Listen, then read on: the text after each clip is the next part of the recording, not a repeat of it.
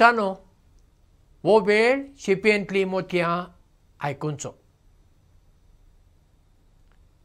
एके फामिली कडेन एक व्हडलें लॉकर आसलें, व्हडलें घटमूट आनी वजनाचें. तातूंत ती पयशे दवरनासलीं, पूण सगळें कितें फामिलीचे रेकॉर्ड, भाटाचे रेकॉर्ड बी आसा पेपरां, ती तातूंत दवरतालीं. एक दीस घरकारान आपल्या घरकान्नीक म्हणलें, मातशी ती लॉकराची चावी हाड, म्हाका लॉकरांतली पेपरां जाय. तिणें सोदलें आनी तिका चावी मेळूना. खंय सोदल्यारय चावी ना. ती येवन घरकाराक म्हणटा, चावीच मेळना, खंय दवरला काय दिसना, चावीच ना.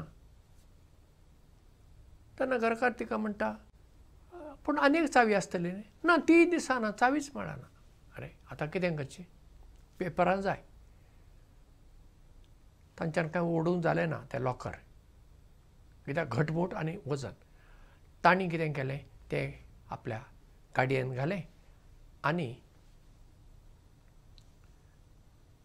ते चारी आसात लॉकराचें काम करपी, थंय ताच्या शॉपार व्हेले. थंय तो सदांच त्या शॉपांत कोण आसता तो सदांचो मनीस नासलो, आनी एकटो कोण आसलो. ताणें खूब दुसऱ्यो चावयो घालून पळयलें, कितें केल्यार उक्तें जायना. शेवटी ताणें म्हणलें, हांव हांगा फकत आज मात आयलां, कित्याक मालक ना, तो फाल्यां येतलो. तुमी आतां हें लॉकर व्हरा आनी फाल्यां घेवन या, तो कितें तरी उपाय करतलो. ताणें म्हणलें, बरें, आतां कितें करुया. आनी तें तेन्ना ताणें अशें परत्यान उखलतना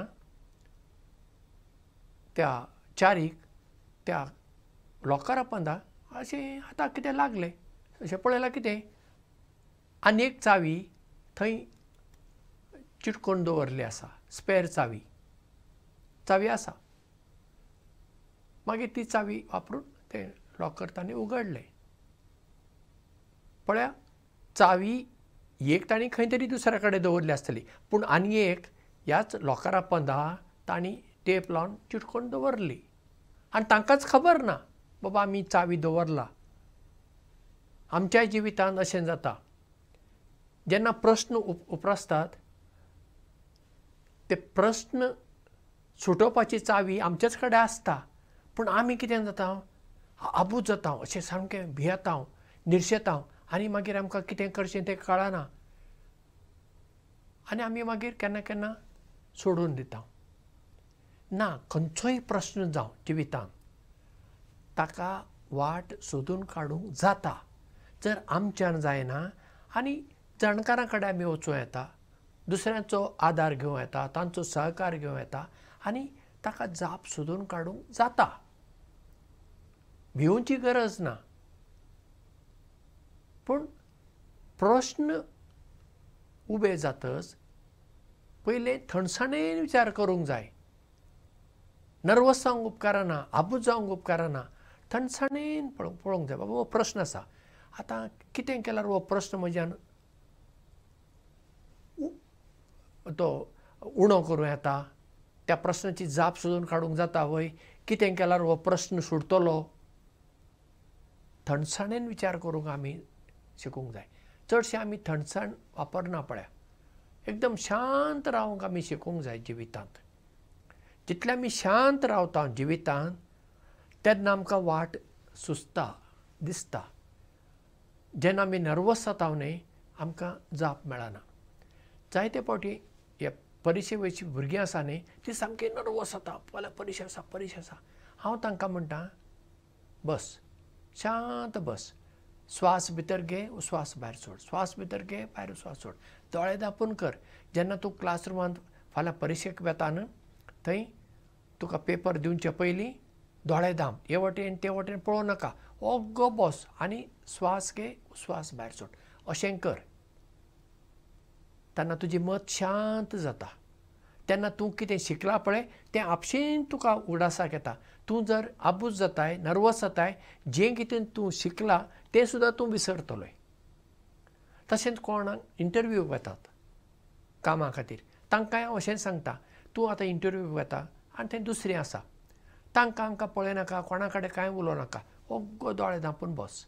स्वास भितर घे, उस्वास भायर सोड, स्वास भितर घे, उस्वास भायर सोड. मत शांत जाता तुजी.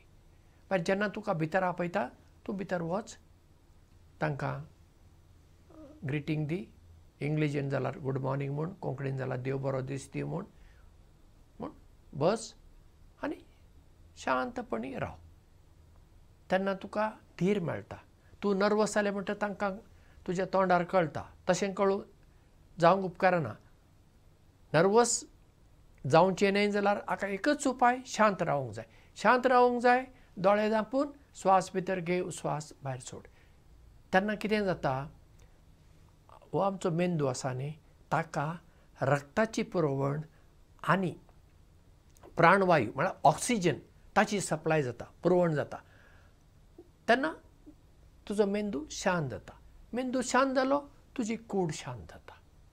देखून आमी शांत रावन आमच्या जिवितांत जे प्रस्न उप्रासतात, कश्ट येतात, आकांत येता, विघ्नां येतात, तांकां वाट सोदून काडपी मनशां जावया आनी दुसऱ्यांकूय तांच्या जिवितांत वाट दाखोवपी, आदार करपी जावया. देव बरें करूं आनी मोग आसूं.